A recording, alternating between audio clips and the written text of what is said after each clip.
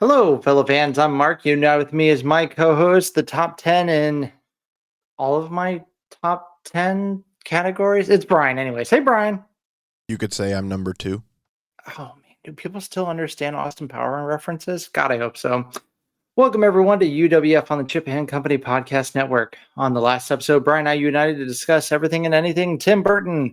I went shopping at Hot Topic just to prepare for the episode, and Bryan painted his fingernails black.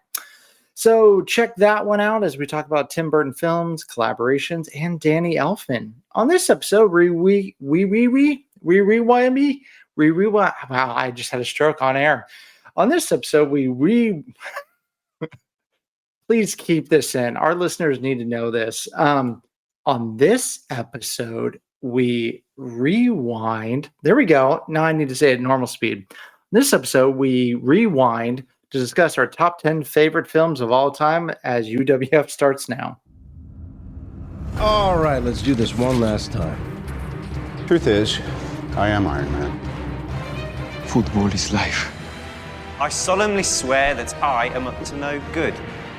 X never, ever marks the spot. Is Star Wars the one with the little wizard boy? This is the way. Avengers! Assemble. Ah, chills. Literal chills. Hello, fans. Just want everyone to know Medical Services has checked me out, and I've been cleared to proceed with the rest of the episode. Thank you all for uniting with us as we talk about all things fandom. Please give us a rate or review wherever you listen so you can out with more fans out there. Bryan, I hope you're enjoying our Discord privileges. I know I am. Just like recently, Patrick asked us for our top 4 Rushmore of Stephen King projects for his birthday. And I went with, what did I go with? Christine, The Green Mile, Shawshank Redemption, and Bryan, bail me out. What did you go for your Mount Rushmore? Didn't you do The Shining? No, that was my hot take. Oh, yeah. I said the Feeling hot. Yeah. Oh, I went 1408. That's right. I said the 1997 TV limited series Shining was better than the 80s movie. I like the 80s movie a lot more than you do. Way more. Although I don't get into the Kubrick. We've talked about that. I'm just going to go It and kind of cover all my bases. It Chapter 1 and Chapter 2, as well as the Tim Curry one. Tim Curry one terrified me as a child. Okay. The Green Mile. Stand By Me in there? Shawshank? Pet Cemetery? I got Shawshank. I got Shawshank at the Green Mile. I'm going to go with Shining 1980. Here's Johnny. Here's Johnny. That is part of our Discord privilege where you get to suggest random Rushmores for us. Can I say the Shining scenes out of Ready Player One? I love it just because I love that movie. That's Stephen King inspired. So that's what I'm going to go with. I'll allow it. Part of our Discord privilege. Join us. We share that link on our Facebook and Instagram to get in on all the nerdy fun that we have there. Please give us a rated review wherever you listen to your podcast so we can connect with more fans out there on the Chip and Company Podcast Network, and follow UWF on Facebook, Instagram, X, Twitter, and Discord to have fun with us. Bryan, that got us in the spirit. We are talking about our top 10 favorite movies of all time. I almost did it again. I think the other tongue twisty I've had lately is when I went to Universal and I tried to say really quickly Shrek's Swamp, and it just tripped me up real bad. What are you doing in his swamp? Shrek Swamp. I wanted to get a pretzel. Every time I've seen one of those pretzels in the wild, they've been overcooked. I've never personally had one. Mine was cold. Yeah. Bummer. Actually, the highlight, shout out to the DreamWorks Theater, the show that's there, to the performers and everything. Great job. Loved it. Cute. Probably my favorite thing is, I was really sad they have like a Baby Poe shirt, but it was for kids only. And then the team member looked at me and definitely gave me some judgment when I asked if it came in adult sizes. But that's fine. I'll get over it. But anyways, yeah. Shrek's You say it. Shrek Swamp. Really quick. Shrek Swamp, Shrek Swamp, Shrek Swamp, Shrek Swamp. Only got 4. Top 10 films of all time. We are rewinding. Bryan, has your list changed? Mine probably has. I've kind of come into a little bit of a conundrum in life. Jaws and Raiders of the Lost Ark for me are, man, Jaws is really pushing to be number 1. You're about to spoil your whole list. Oh, everyone who listens knows that Indiana Jones is my favorite. The other one's that. You just said it might not have been. It's true. Just like Grease might be on Bryan's top 10 movies of all time. Spoiler alert, it's not. Just like Grease 2 might be on Bryan's least favorite sequels of all time top 10 list. Well, that would be a fun episode. Bryan, in memory of, not in memory, that's like the movie died. Although to you, Grease 2 probably did die. In celebration of Grease 2, I went bowling the other day with my niece. There was a all girls bowling team there who had the pink and black shirts on. So I thought of the pink ladies. Yeah, I guess. So we'll get into the I barely understand the reference. Our top 10 list is about 2 years old, so like you said, a few things can change. It's the first time we're releasing this list on the Chip and Company podcast network. So for example, there's going to be a reference to how excited we are for the upcoming sequel to Into the Spider-Verse. Spoiler alert, that's on one of our top 10s. So but my top 10, I did a spot listen to make sure that this was a good episode to release, and my top 10, I think, remains the same. I'm pretty comfortable with mine. Cool. We are going to come to you with some fresh news. Of course, Bryan is our UWF man on the field. And Bryan, do you have any thoughts or hot takes from the past weekend of the NFL football? And of course, I want to hear your thoughts on the Chiefs and Bengals. I feel bad for Tua Tagovailoa. That's going to be something to keep an eye on, but I do feel bad for him. Chiefs Bengals, I mean, it was pass interference. There was no question it was pass interference. I'm sick of the Chiefs, though. But, I mean, the way everything went down, it's how it should have gone down. Joe Burrow needs to hold on to the football. Chiefs do get a lot of second chances, though. I mean, this one was warranted. I know. My thing is, do they get a lot of second chances? Yeah, but they're also a team that if you give them a second chance, they're going to make you pay for it. So yeah. I mean, Patrick Mahomes had 151 yards passing, least amount of passing yards he's ever had in a game that he started and finished. I think Kelsey had 5 yards. He had one big play that got called back. A monster play that got called back. But, I mean, Bengals will be fine. They're 0-2, but they've been 0-2 each of the last. They're 1-9 in the first 2 weeks of the last 5 seasons. So they always start slow. They'll be fine. They've got Commanders next Monday night and the Panthers the following. So they'll be 2-2 as quick as we know it. I actually was traveling on an NFL Sunday, and I want to get your thoughts here. I was traveling on an NFL Sunday, flying back very late out of where I was, and I was maybe 14 minutes. I noticed 14 minutes away from boarding, and it looked like there was only 17 people that's going to be on the plane. And I'm like, how is this going to happen? And I was flying back to New Orleans. Then about 100 people, all in New Orleans Saints jerseys, just landed from their connecting flight in Dallas, headed back to New Orleans, that filled up our airplane, and they were flying high. Are the Saints actually good, or are the Cowboys just bad? Because we know the Panthers are bad. Panthers are bad. Cowboys, but they beat the Cowboys overhyped. as bad as they did the Panthers. Pretty dang close. I think the Saints are good, but they play the Eagles next week, and I think the Chiefs coming up. And I think the Falcons are in there. So they unfortunately have a very hard schedule, but we're going to find out. Yeah, I think the Chiefs game is Monday night at Arrowhead. Yeah. And shout out to Who Dat Nation, who did a celebration parade outside of Jerry's World in Dallas after the win. That's awesome. So Good on you.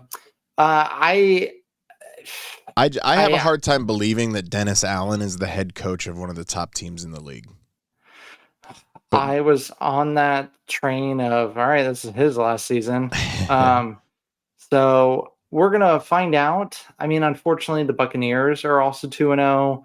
The Falcons are playing as this is recording. So hopefully they lose. That'll help the Saints. But I think the Saints are definitely going to surprise people as long as we can stay healthy. I'm not sure they can surprise people anymore. Derek Carr looks legit. 91 points through 2 games. Despite the competition, that's impressive. They went their first 14 drives of the season without punting. That's pretty impressive. Yep. And shout out to Alvin Kamara, our running back. Whoever drafted him on their fantasy team, congratulations. So, Brian, do you want to talk about your Broncos country? Let's ride.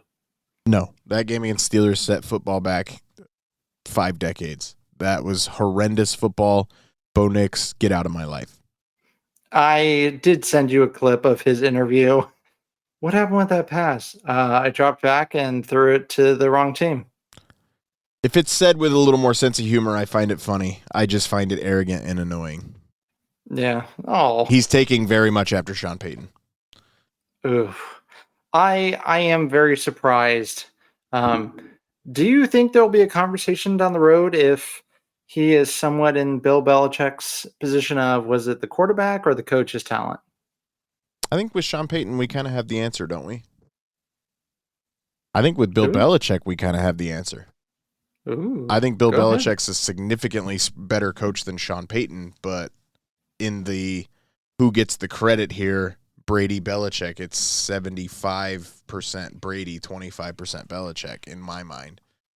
With Breeze and Peyton, I think it's 85-15, 90-10. I don't think it's even close. Bryan, slinging them, not even in the shotgun. No. I thought it was Russell. I thought Russell Wilson was the problem, but Bo Nix in week 1 averaged 3.3 yards per attempt, and in week 2 he averaged 7.1 yards per attempt. If you're not going to throw the ball down the field, then why are we throwing the ball? It's completely dink and dunk and not interesting to watch whatsoever. You're down 13-0 and you have a 4th and 6 and it was a 4th and 2, kicks a field goal when you need a couple of touchdowns late in the fourth quarter. Like, just as the kids would say, grow a pair. Yeah, the Broncos haven't been this bad since Homer Simpson owned them. So here's hoping they can figure it out. It's been like this for the last 10 years since they won a Super Bowl. It's bad. Yep. It's bad. And then, of course, the Ravens, big news. They're 0-2. So a little bit of a shocker there. Yeah, that doesn't make a ton of sense. I don't know. He was out at Kansas City, so, I mean, he was out. And then they just gave up against the Raiders yesterday. Brian, do you think Tua will be coming back? And if so, do you think he should wear the halo padding on the helmet? He comes back. He definitely comes back. Yeah. His body does not react well to concussions optically, if nothing else. That's really scary to watch. Yep. I would bet you that he's wearing the Guardian cap when he comes back. Guardian, thank you. I don't know why I called it a halo. It's gonna look odd, especially at that position. But especially, I think at least the first few weeks that he's back, I don't think he comes back for a while. Like, I think we're talking week 7, 8 by the time he's back. I think he's gonna be out for at least a month. That's my guess. Yeah, the rumors are I think Miami is shopping for a quarterback because they know it's going to be at least a couple of weeks. Well, Ryan Tannehill knows a few things about being in Miami. He's available. Or maybe they want Bo Nix.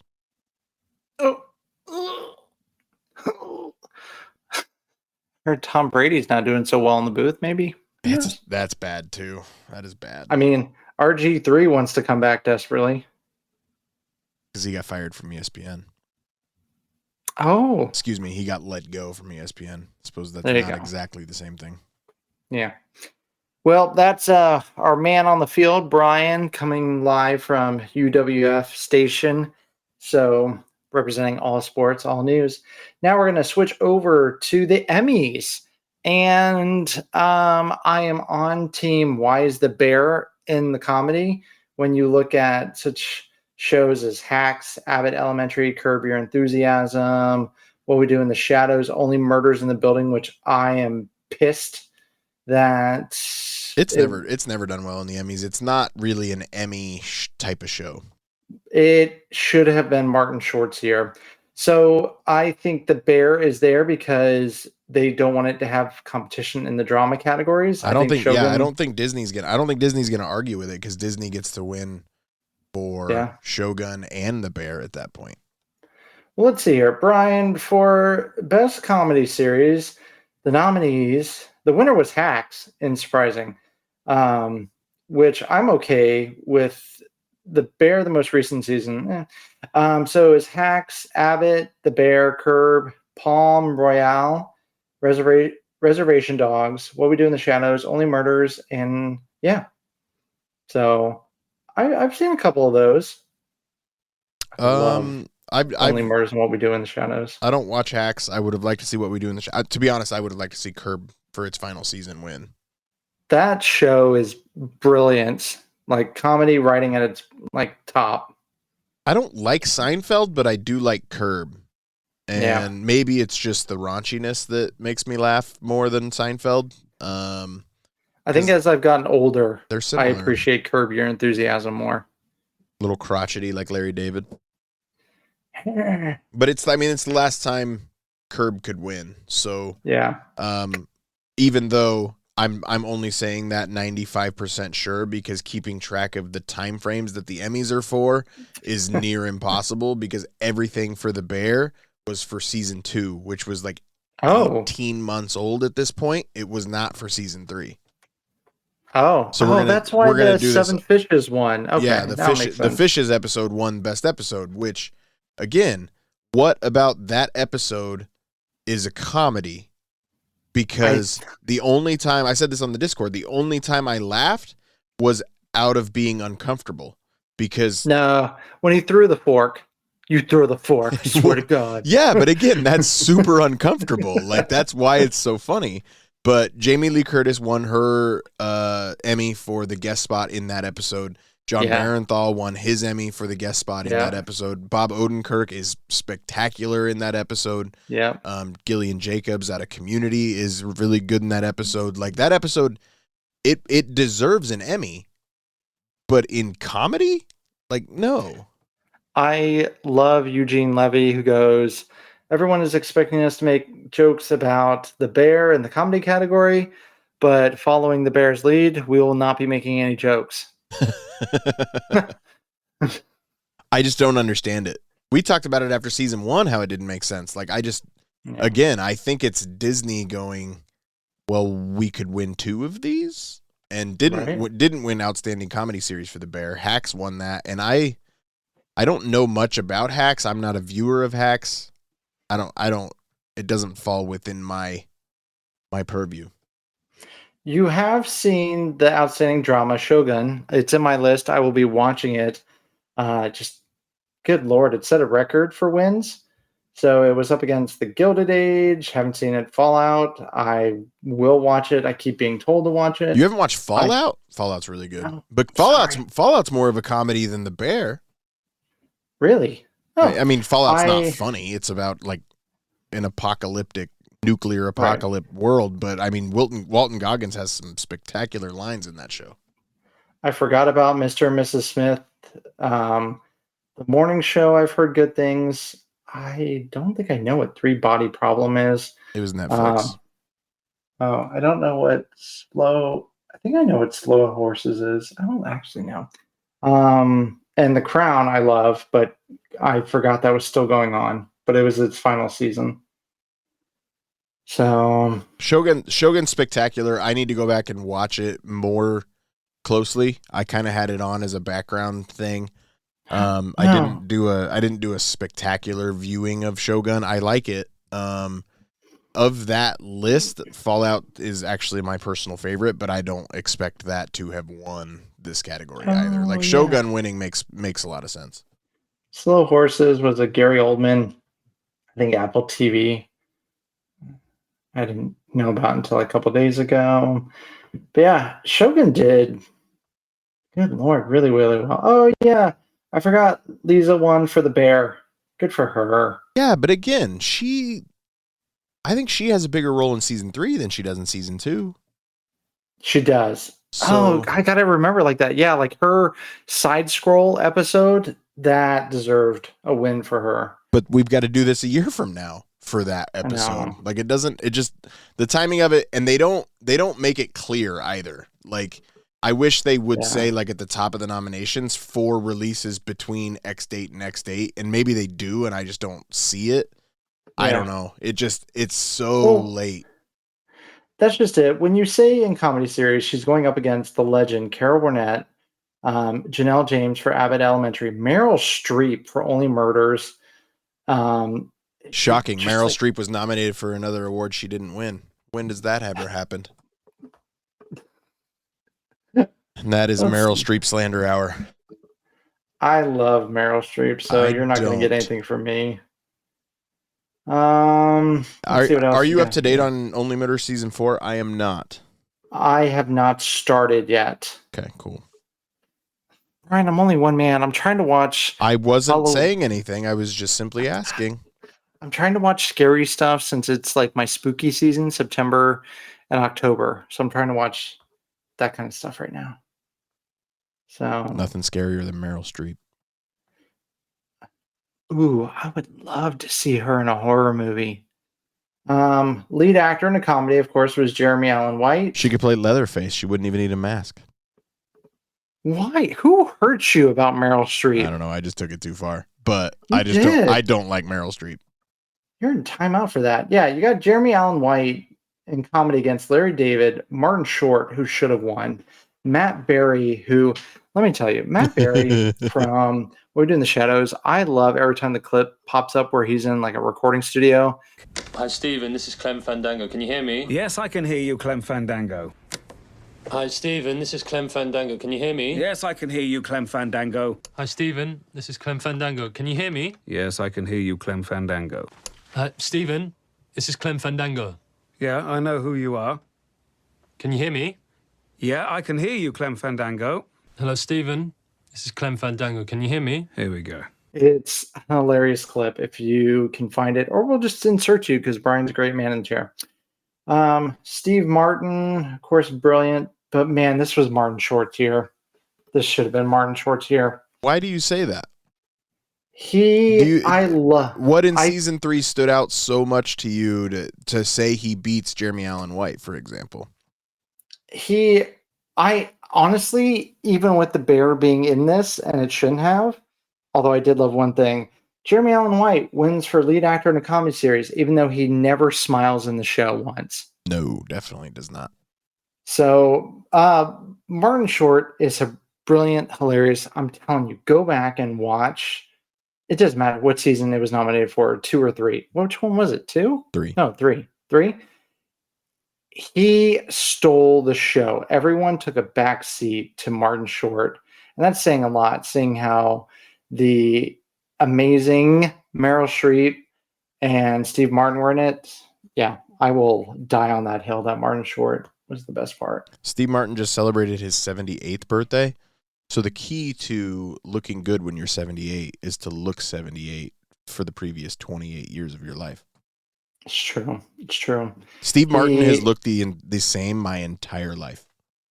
He went gray very early. That's what happens when you work at a theme park. Bryan, since you never worked in the parks, you wouldn't know that. So that's why you still look beautiful. Let's see. I'm pretty sure if I'd have stayed at Disney, staying in the hotels would have aged me twice as fast as working in the parks. But that just might be my bias of never actually having worked in the parks. That's true. Outstanding reality competition program. I love The Traders. So I know a lot of people are upset. RuPaul Oh didn't yeah, that's win. the one with Alan Cumming. Let me throw in a what's on streaming review right now. Alan Cumming was featured prominently in Chimp Crazy on Max. It is a follow-up documentary by the guy that did Tiger King. It's about a lady who raises chimpanzees, and it's wild. Like, it's crazy. Ultimately, not near as impressive as Tiger King, in my opinion, but this documentary maker knows how to tell a documentary, and I think it is worth watching, but it's not going to create the same level of water cooler talk that Tiger King did. But Tiger King also was timed perfectly with the pandemic and us having nothing else to do. I still need to watch season 2 of Tiger King. Oh, I haven't even touched it. I never even did the follow-up. I just did the one because nothing will ever top the meat from Walmart. Nothing will ever top that. Yep. Baby Reindeer won a whole bunch of awards. I just added that to my watch list. Have you even heard of that one, Brian? Yeah, I've watched Baby Reindeer. You watched it? Yeah. Do you highly recommend it? No. It made me so uncomfortable, man. Like, Oh. it's really well done, but man, it's creepy. Do you think Paul Rudd deserved a nomination for Only Murders for supporting actor? I thought he was fine. Like, I that's a nomination on name and not performance, but I think he was good in the role. And I think we can all celebrate with Winston from New Girl winning for Fargo. Congratulations. So I was happy to see. I didn't know he was in Fargo. I was just really happy to see that he won something. Fargo's got a lot of power behind it. I need to watch it. Yeah. Outstanding talk series went to The Daily Show, which I'm a big fan of. It was up against Late Night with Seth Meyers, which I love the most on this list. Jimmy Kimmel was there, and Stephen Colbert. So who accepts the award for The Daily Show? I'm going to go with the producers. So, yeah, Trevor Noah, I can't imagine, was there. Jon Stewart hasn't even been back long enough to have earned that. That's interesting. Writing for a drama series. Negotiating with typos. So, nothing crazy from the Emmys. How did Dan and Eugene Levy do? The clips I've seen, they were brilliant. So you didn't watch the show live either? No. Going up against the NFL football is a terrible decision. I mean, if you're trying to corner the market, yeah. If you're realizing that your audience is not the same, you're not worried about it. But this is going to be extremely maybe narrow and mean. Oh, Lord. But I feel like the only award show that could properly compete with football is the Tony Awards, because I don't think you have a lot of overlap between those two worlds. Not near as much as you do Shogun watchers or the Bear watchers in NFL football.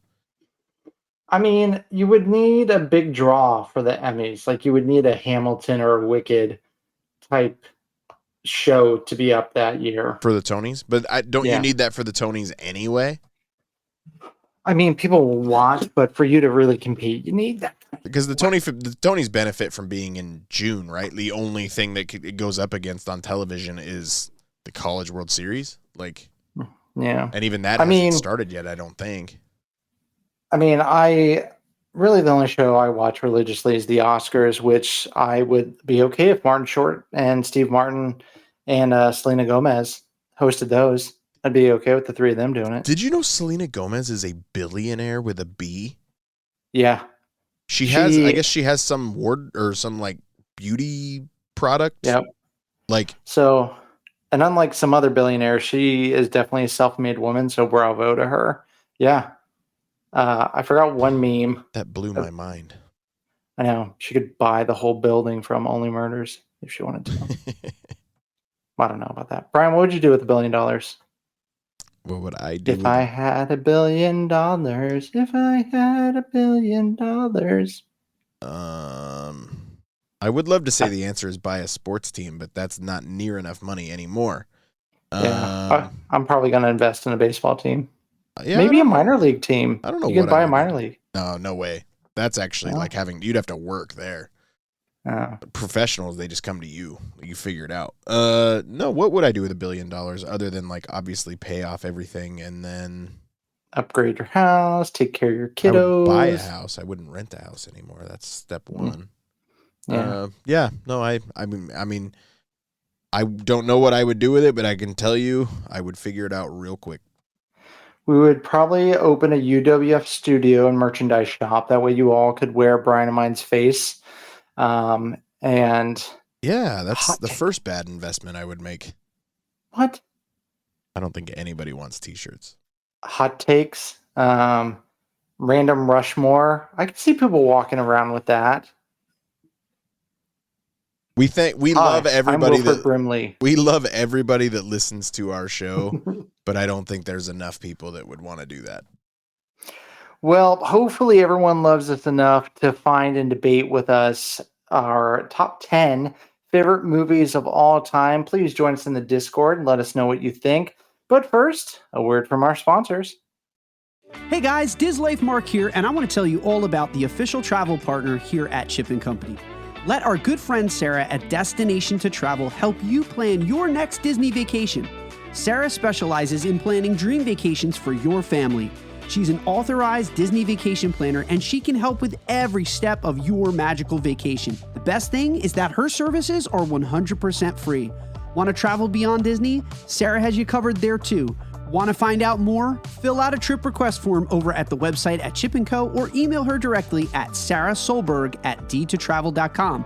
Start planning that dream vacation today. Email her at sarahsolberg@d2travel.com.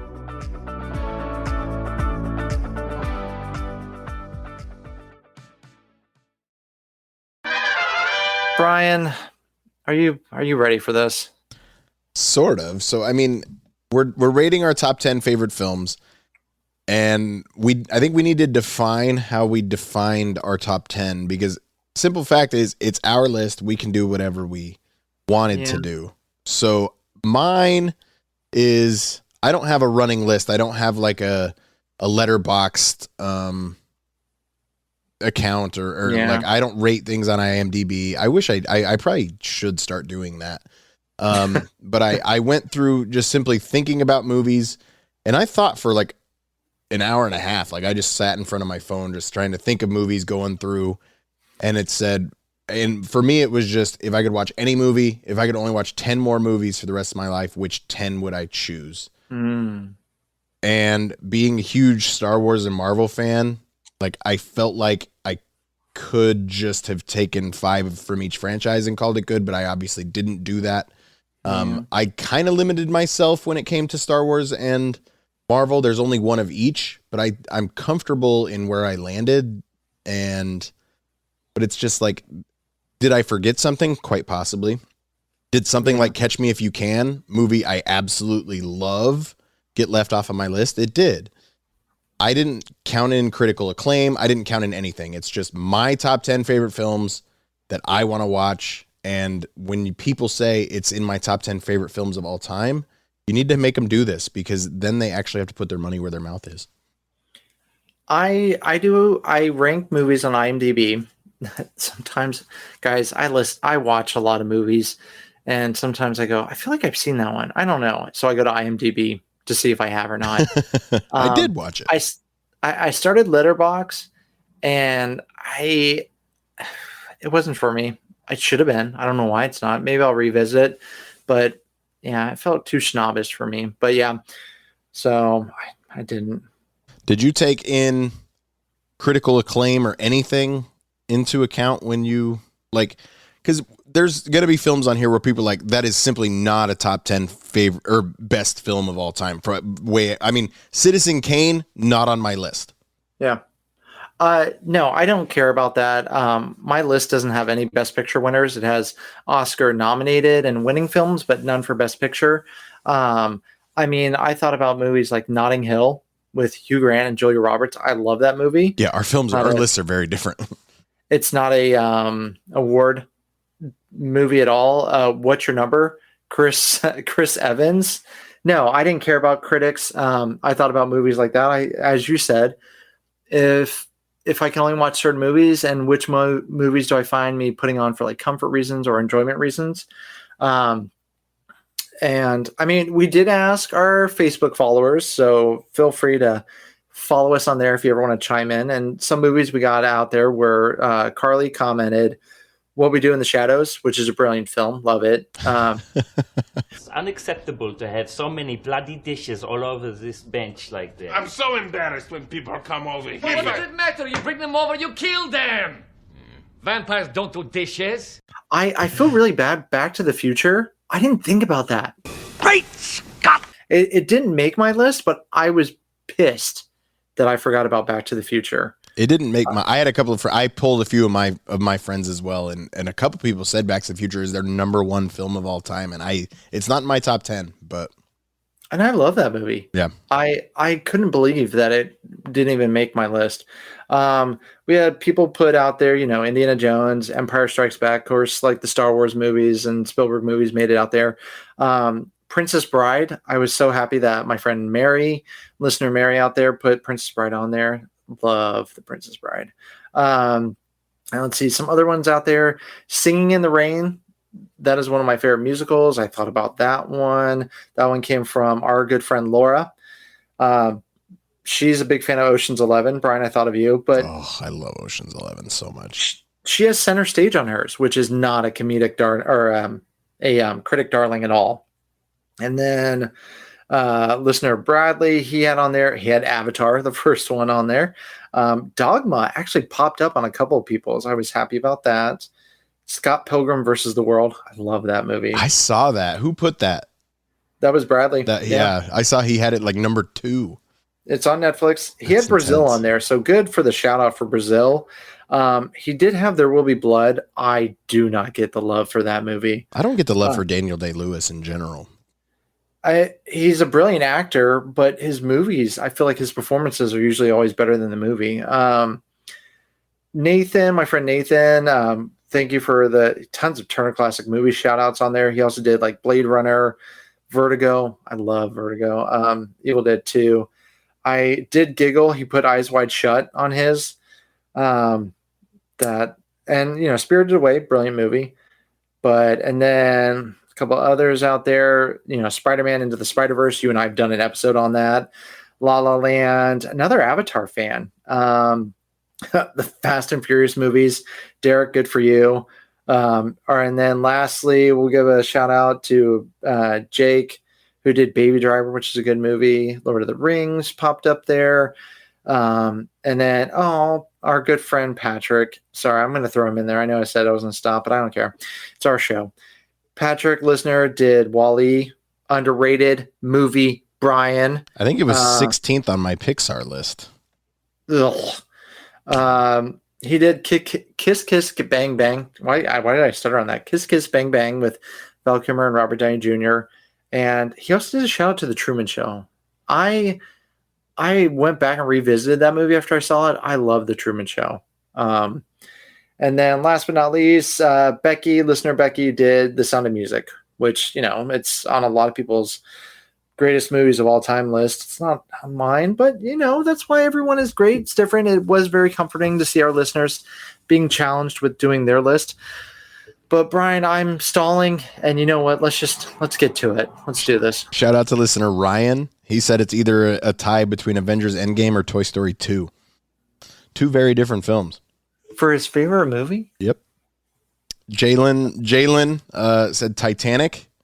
Okay. Yep. So Best Picture winner. I think I actually do have one Best Picture winner on my list of 10. I love Titanic, and it's coming back to theaters. I think for next Valentine's. month. Yeah, I think for Valentine's Day, right?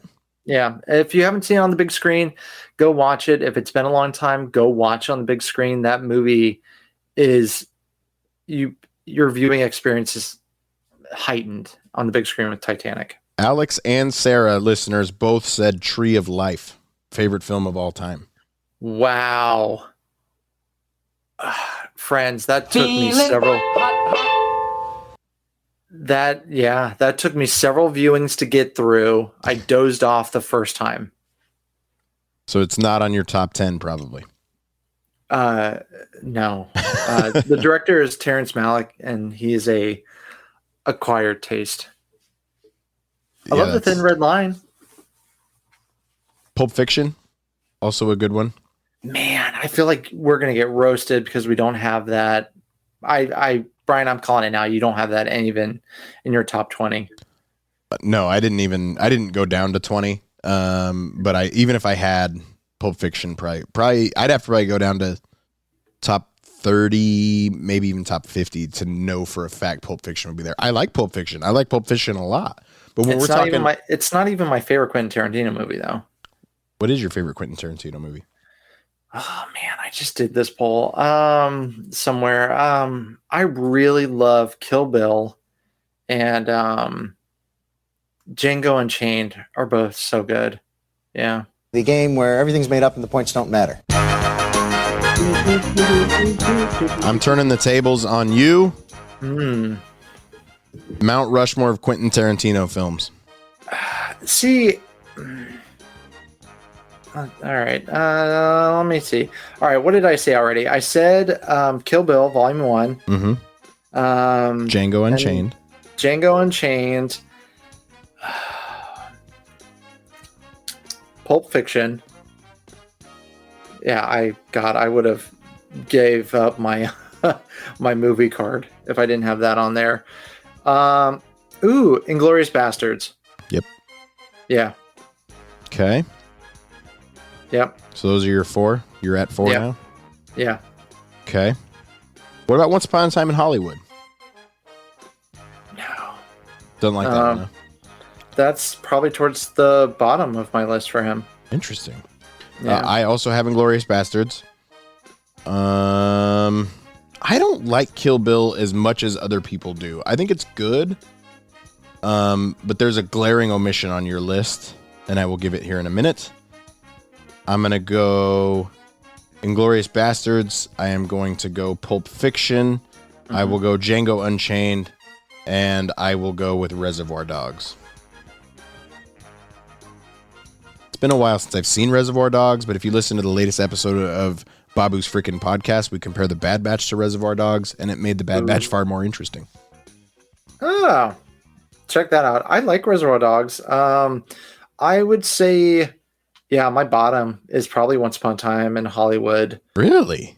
I don't care for Sin City very much either. Well, he was just a guest director on that, so I didn't really count that one. I love Sin City, but I'm not going to count it. That's a Rodriguez film, right? Yeah, he guest directed on that. Once Upon a Time is my bottom, and then Death Proof is probably second to last, and then The Hateful Eight. But I did like that Netflix released an extended Hateful Eight, but they did it in like 4 blocks. That way, for all those people who couldn't sit through a long movie, did it in 4 blocks. But The Hateful Eight, I enjoy that one. Then Reservoir Dogs. So Reservoir Dogs is like number 6 for me. All right. So it's in the middle. All right. Well, let's see how different our top 10 favorite films are of all time. We tried to put into words how we defined our top 10. Could it be different tomorrow? Chances are it would be at least slightly different. I do feel like my top 6 or 7 are pretty locked in, at least as of now, because we'll see. Mark, what is your 10th favorite film of all time? Bryan, listeners, I'm sorry. I still don't know.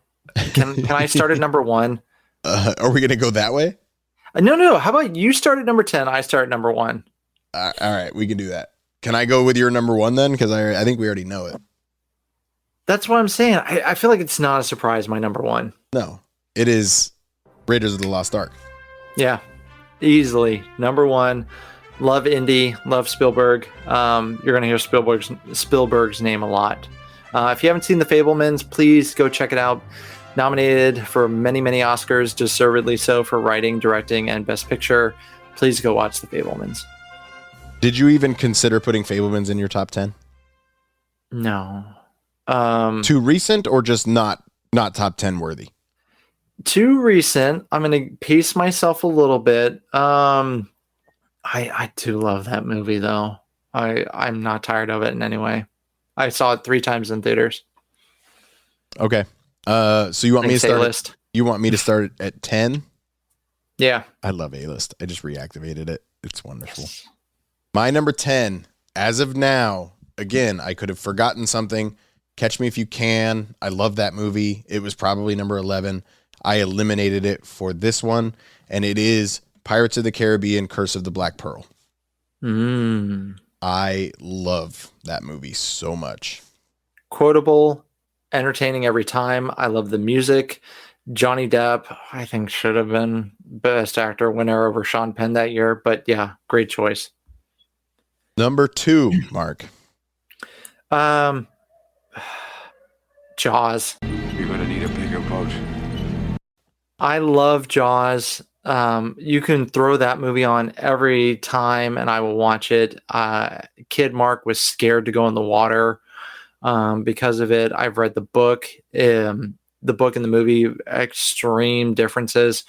Check it out if you can. But I love Jaws. Shout out to the ride. Another John Williams, brilliant score, Oscar-winning score. Spielberg was not nominated for director. It was a very upsetting thing because everything in the movie was but him. But anyways, go on. Yeah, Jaws. John Williams' first score, correct? No. His first not his first Oscar winning score. Nope. What won a score before that? That was his number 2.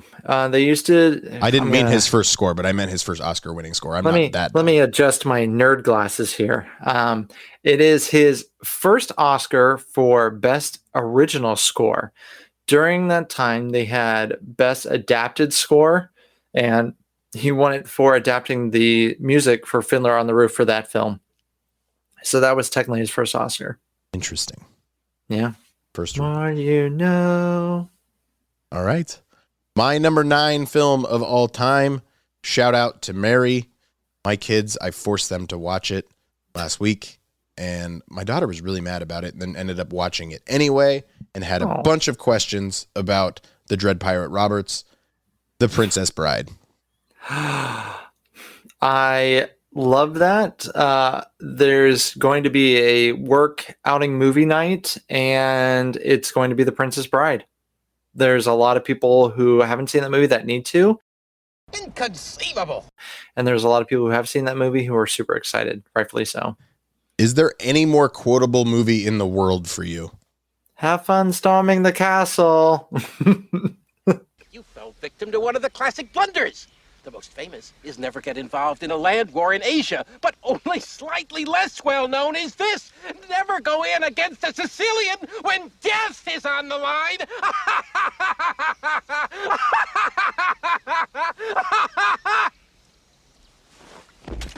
I did see a lot of movies, and my list has it, are extremely quotable. So, upset of the century, Mark. I will spoil my top 10. Dumb and Dumber is not on here. That is probably the only film I quote more than Princess Bride. Wow. Aren't you proud of me? I'm an adult. I'm surprised. Number 3. Surprised we haven't done a Jim Carrey episode either. We have. Oh crap! Look, old age sucks. That was early. That was early on. I think it was like our 8th episode or something. Guys, look, we've done a lot of episodes, so feel free to check out our big catalog. Hey, Mark, check out our catalog of United We Fan episodes.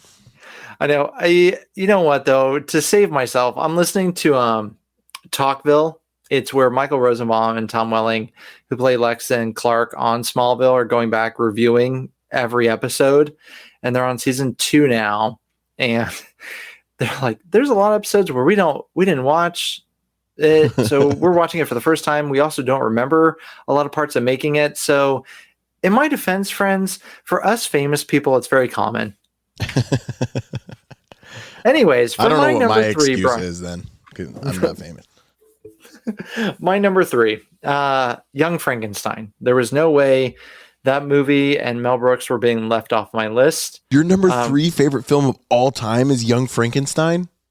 I love that movie. Holy cow. Our lists are so different.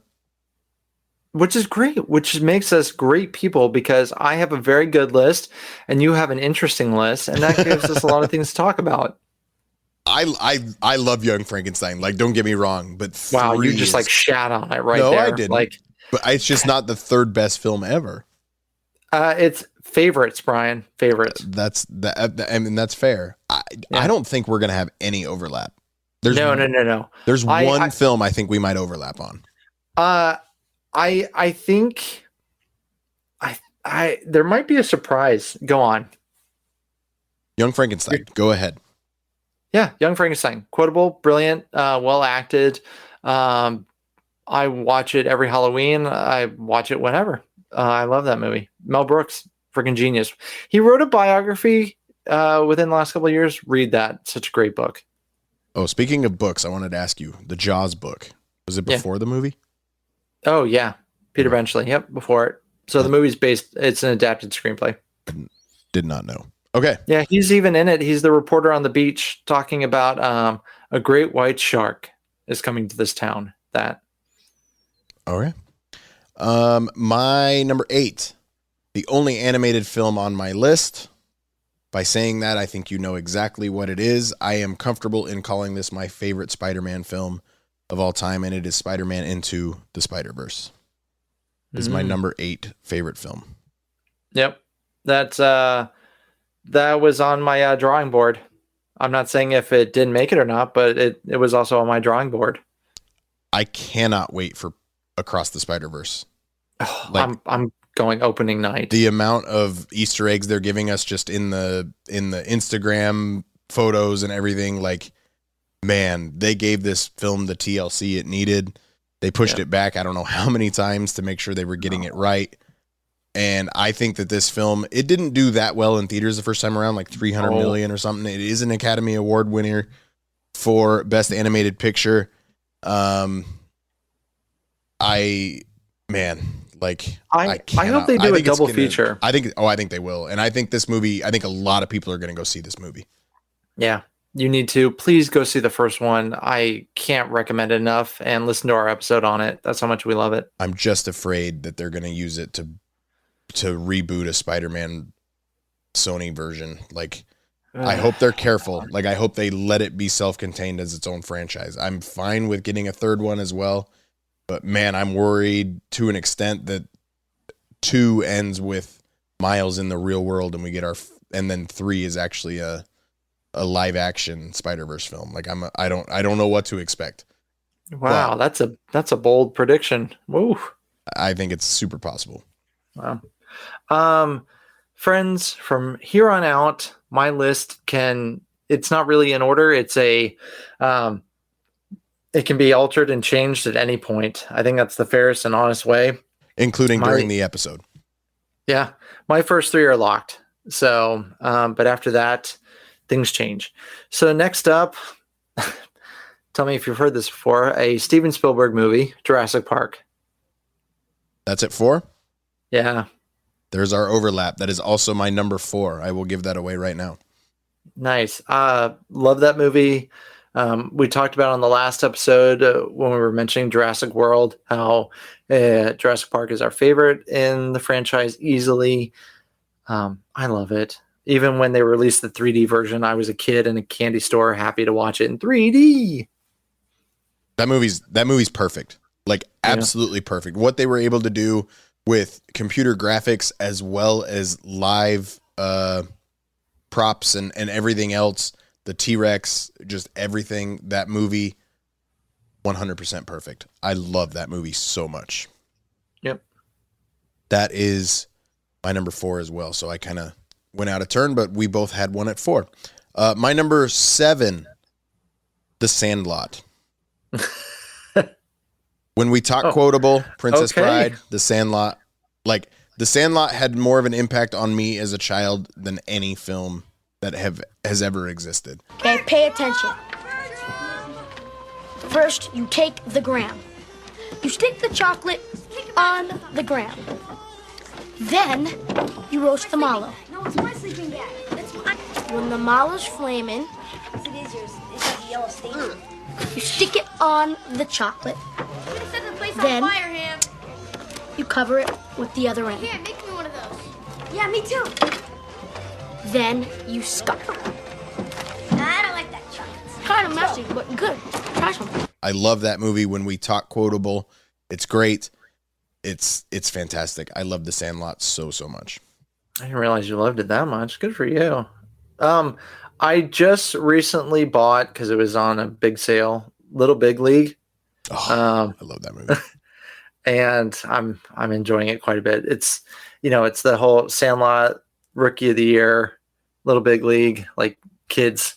It's the and trifecta, baseball. baby. Yeah. If you want to listen to more about that, Mark, we did do an episode about baseball movies, which we discussed all of those on. We did. That was a fun episode. Baseball seasons, spring training's coming up. Getting excited. We also have our fantasy field of dreams, which we fielded a lineup of fictional baseball players. That episode was a lot of fun. We got to figure out a way to do something like that again. I know. Who knows? Basketball's coming up. Before we continue, please take a moment to listen to our sponsors. Is Disney World home to you? Realtor Victor Naraki can help make it a reality. Realtor Victor Naraki specializes in making your Disney home dreams come true. Second homes, investment homes, retirement, relocation. With Victor's input, he will show you the home opportunities that you don't get to see as a tourist. Imagine being at the park in minutes, walking around the World Showcase for daily exercise, watching the fireworks in your own backyard, or having Disney Springs as your local mall. Have you ever heard of Windermere, Winter Garden, Horizon West, Dr. Phillips, Claremont, Lake Nona, or Disney's own Celebration and Golden Oak? Victor will introduce you to these communities, which are just minutes to the magic. Stop imagining a Disney life and start living your dream today. Call Victor at 407-340-9375. And don't forget to mention that you heard all about Victor here on the Chip and Company Podcast Network. Head over to celebratingflorida.com and start living your magical life today. And now back to your regularly scheduled program. And next up for me, actually, hang on. I might have a Best Picture winner that I forgot about. Hang on. I don't want to lead you astray, so I am making sure. And yes, it is. Okay. Next up for me, Best Picture winner, Casablanca. I love that movie. I hope some of you give that classic a chance. Talk about one of the best screenplays ever written. Yes, Casablanca, Humphrey Bogart. Brilliant movie. Bryan, have you seen it? Probably not. I'm going to go with no. I have seen Casablanca in bits and parts. I've never sat down and watched it start to finish. Hurts my soul, but that's fine. Sorry. It's probably not the first time. Won't be the last. No, not at all. My number 6, everybody questions me every time I say it, but now I can officially say it is in my top 10. My number 6 favorite film of all time is Top Gun. The first one? The first one. Okay. From an enjoyment standpoint, again, The Sandlot, Top Gun, they've molded me into the man I am, which is why I'm so awesome now. But I love Top Gun. And Top Gun Maverick, again, I've said it many times, that was a film that had no right being as good as it was, but it isn't as good without the existence of the first one and the nostalgia that they pulled from at all the right times. And simply, Maverick is also too new for me to feel comfortable putting it in my top 10. But I love Maverick. Oh, it's great. But I think what makes Maverick that much better is the existence of the first film. Yeah, agreed. Rooster means nothing without Goose. We all know how I feel about Goose's death scene. Yeah. So you're at number 5. Next up, I'm gonna, like I said, this list can be rearranged, but I'm gonna go Moneyball. I love that movie. Yeah, I love that movie. I considered it, but it actually didn't make my top 10. Yeah, Brad Pitt, Jonah Hill. I love that movie. I do too.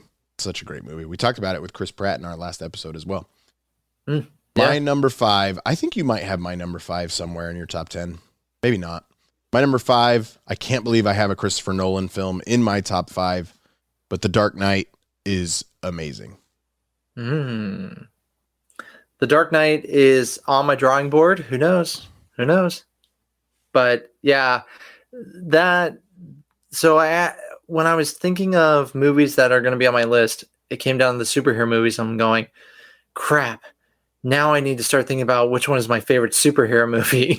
And that's where I started to have a mind melt. So The Dark Knight, as a standalone movie, even it's a brilliant film. Steven Spielberg just recently came out and said that should have been nominated for Best Picture. Brian, do you agree? Oh yeah, especially that year.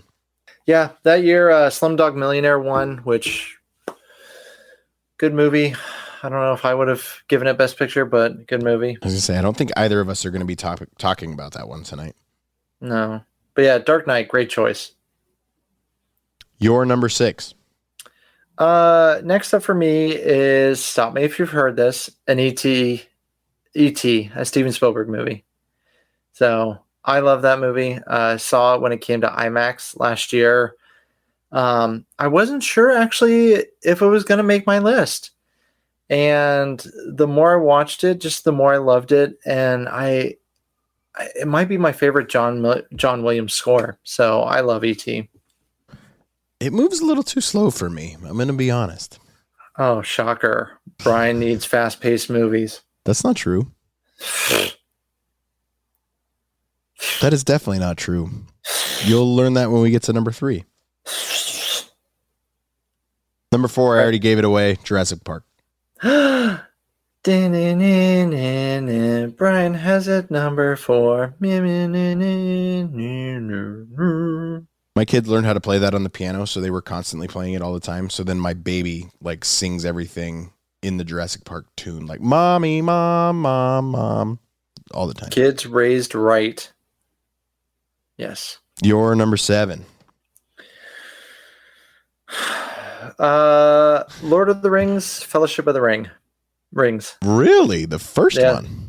Yeah, to me, I love that movie. I know everyone goes Return of the King, but I love Fellowship of the Ring. That's fair. That's fair. Was it too slow, Brian? Too long? You're making fun of everybody picking Return of the King. That is my number 3. Brian, whoa! I'm not making fun. I'm just saying everyone has that as their favorite, and it's surprised when I say, nah, the first one's my favorite. If you told me, held a gun to my head and said you could only watch one Lord of the Rings film, like for me, I just view the Lord of the Rings as one long 12-hour film or 11-hour film, extended editions, of course. But it's Return of the King and the way they wrap up the story. Aragorn's my favorite character. Obviously, he gets his happy ending. Man, but if you told me I could only watch one scene or even just one film, I might go The Two Towers. The Battle at Helm's Deep is incredible. The way that it's filmed. Lord of the Rings Game of Thrones should have taken a few more notes on how to film dark scenes and still be able to see things. But I knew I wanted to put Lord of the Rings in my top. I did consider Fellowship of the Ring for a brief moment in time, landed on Return of the King. But all three, I kind of just, at number 3, I kind of just have Lord of the Rings, but I had to narrow it down, so I put Return of the King. Yeah. But it's not the most fast-paced movie of all time. Me being the nerd I am, I only watch the extended editions of 100%. Lord of the Rings. 100%. It's the best way to do it. Yep. I love those films. I know. Okay, you're number 8. Am I at 8? Are you not? Maybe I'm... No, I'm at 9. 9, my bad. Yeah.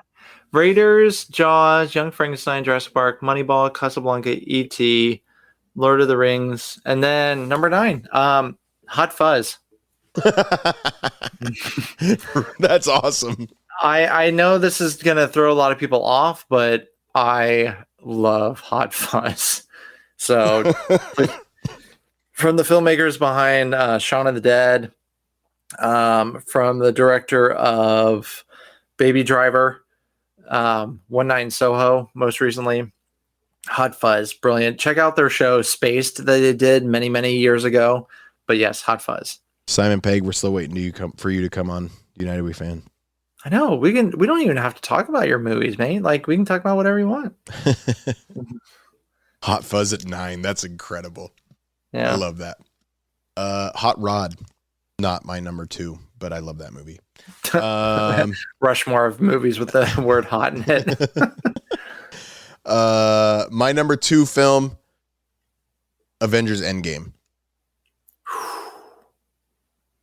That film is again a little bit cheating because it's kind of putting the whole MCU at 2 because of what it means for the entire franchise. The film is not 100% perfect. Is Infinity War maybe my second favorite film of all time? Like, this is where the MCU, like, I couldn't put Infinity War at 3 and Endgame at 2. I just couldn't bring myself to do it. But Endgame and the amount of emotion, I've never had the emotion in that film come out in a more excited film. The best movie theater experience I've ever had. That's a big part of it too. I love Avengers Endgame so much. So it's my number 2 film. Yeah. I don't know if this is a hot take, but Endgame is not in my top 5 personal favorites of the MCU. Yeah. Oh, I thought you were gonna hot me on that. No, I mean, I get it. There's a lot of people that don't feel that way, but it's for me what it represents, and it's just everything surrounding the film, and the fact that they were able to execute. Like, even if it's not perfect, they were still able to execute on 90% of what they needed to. Right. And man, but that portal scene, like, the simple fact is you had a World War II veteran picking up a hammer. But what that meant just in the entire round of storytelling, it's what movies are supposed to do at their peak, and I will never forget that movie going experience. All right. Yeah.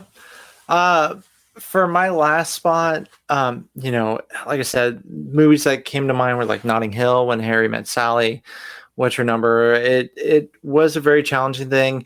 And then I'm also looking at my list going, damn, I haven't said like a Star Wars movie or an MCU movie or a DC movie. I haven't said anything like that. Empire Strikes Back. I thought that would have made my list. It didn't. I'm very shocked that a Star Wars movie did not make my list. Into the Spider-Verse was like one of the movies I was having a hard time going back and forth with. And then Bryan, it honestly came down to Pirates of the Caribbean, the first one, The Dark Knight, and The Winter Soldier.